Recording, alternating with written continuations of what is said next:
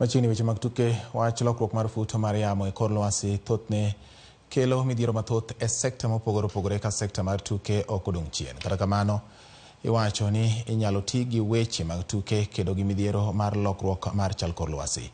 Jojamolo miwa sigand tim matiyo kod kindegi e konyo kedo gi kethruok mar kor lwasi e kaunti ma Siaya. E kaunti ma Siaya, klab mar jotugo mariembo wuoche tugo midendo gi dho ngere ni skating koro chako chenro mopogore opogore mabiro konyo e neno ni girito alwora. Japuonj maduong' mar Siaya Skating Club nyadendi Dorcas Awuor manowuoyo e kinde mane gidhi pidho yiende sikund primary ma bar kuogo e sub-county ma Bondo omedo ni e bwo chenrono gibiro bedo ka girito ler e chirni ma alworano. Wabo ywe chirni, wabo pidho yiende to mondo alwora marwa obed maber. Achiel kuom jokanyo mag Siaya Skating Club migosi Steven Omondi Agunda medo ni kokalo e bwo chenro ma gichakono gin gi chenro mar neno ni gitudore gi piny owacho ma Siaya County kaachiel gi migepe mamoko mondo gipidh yiende e gode manie kaunti ma Siaya. Wang'eyo ni ka wapidho yien abich to wakelo lokruok malach e lokruok mar kor lwasi.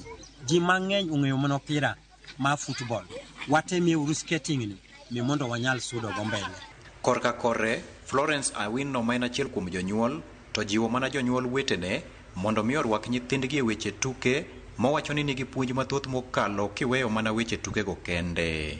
To wakwayo jonyuol moko bi mantie mondo okel nyithindo skating mondo gipuonjre kodwa. Skating kanyo wapuonjogi gik mang'eny, ipuonjogi ler, ipuonjogi responsibilities, ipuonjogi nyaka self esteem.